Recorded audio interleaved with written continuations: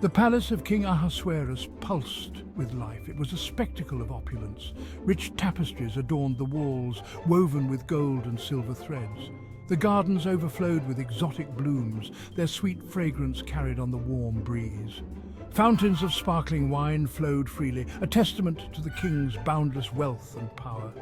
King Ahasuerus, ruler of a vast empire stretching from India to Ethiopia, was known for his lavish feasts. This one, however, promised to be the grandest of them all. For 180 days, I entertained nobles and officials from every corner of my dominion. They revelled in my generosity, feasted on delicacies prepared by the most skilled chefs. Each dish was a masterpiece. The wine flowed freely, loosening tongues and fueling merriment. Music filled the air, played on lutes, harps and drums. Graceful dancers moved to the rhythm, their bodies adorned with jewels that shimmered under the soft glow of 1,000 lamps. The atmosphere crackled with excitement and indulgence. King Ahasuerus. On the final day of the feast, my heart merry with wine, I decided to display my greatest treasure. I summoned my queen, Vashti. I wanted her to appear before my guests. I desired to show off her legendary beauty.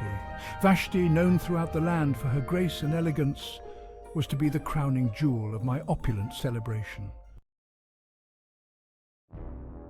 Word reached Vashti of the king's command. She was in her own quarters, hosting a separate banquet for the women of the court. Queen Vashti, outraged, the demand struck me as a violation of my dignity. I, a queen in my own right, would not be summoned like a common concubine. I refused. I sent word back to the king, my voice laced with quiet defiance. Her refusal sent a ripple through the assembled guests. A hush fell over the boisterous hall. The music faltered, then died away. King Ahasuerus, enraged, my face contorted with fury, I roared in anger, my voice echoing through the stunned silence. Never before had anyone dared to defy me, least of all my queen. This public humiliation inflicted upon me in front of my court was an affront I could not tolerate. My pride was wounded, my anger burning like a wildfire.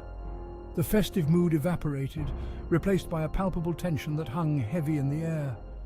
The guests, sensing the shift in the king's mood, trembled. Ahasuerus, blinded by rage, sought counsel from his advisors. These were men known for their wisdom and knowledge of the law. One by one, they approached the throne cautiously, offering their perspectives. Mehuman. They warned the king that Vashti's defiance could have dire consequences. It could set a dangerous precedent.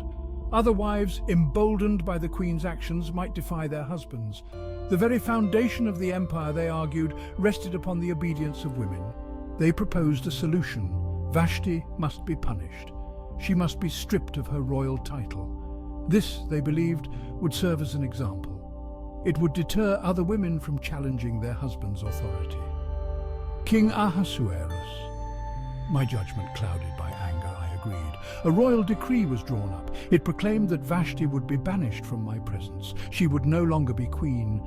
Her royal position would be given to another. Having made his decision, Ahasuerus sought to quell the unrest that Vashti's defiance had ignited. He commanded a search be conducted throughout his vast kingdom. The most beautiful young women were to be brought to the palace. From this collection of beauties, Ahasuerus would choose a new queen, one who would replace Vashti and restore order to his court. Section 4. Esther's entrance, a star in the making. In the bustling city of Susa lived a young Jewish woman named Esther. She was an orphan, raised by her cousin Mordecai, a man of wisdom and faith. Esther possessed a rare beauty. Her heart was kind, her spirit gentle. Mordecai loved her as his own daughter, protecting her from harm. When the king's decree reached Susa, Mordecai knew that Esther's life was about to change. He understood the potential danger she faced. Yet, he also recognized the hand of fate at work. He prepared Esther as best he could, instilling in her the importance of courage and wisdom. He reminded her of their heritage, urging her to keep her faith close to her heart. He bid her farewell with a heavy heart, his eyes filled with both pride and apprehension.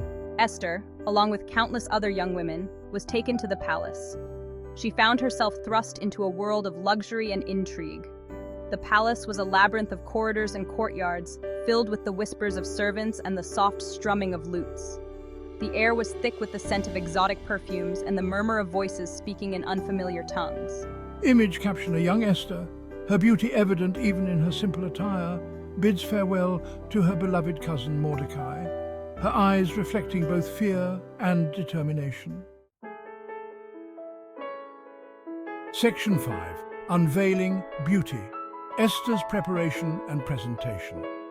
The women chosen for the king were entrusted to Hegai, the eunuch in charge of the king's harem. Hegai, a man of discerning taste, recognized Esther's inherent beauty. He treated her with kindness and respect. For a year, Esther underwent a regimen of beauty treatments. She was anointed with fragrant oils and perfumes. Her skin glowed with radiance. Her hair, thick and lustrous, was styled in intricate braids adorned with jewels. She was given a selection of the finest garments from the royal wardrobe. Each gown was more exquisite than the last, crafted from silks, satins and velvets in vibrant hues that complemented her natural beauty. She moved with a grace that captivated all who beheld her, her every step imbued with an aura of quiet dignity and charm. The day arrived for Esther to be presented to the king. Her heart pounded with a mixture of anticipation and trepidation. As she approached the king's chamber, her steps faltered. She paused, taking a deep breath to steady her nerves.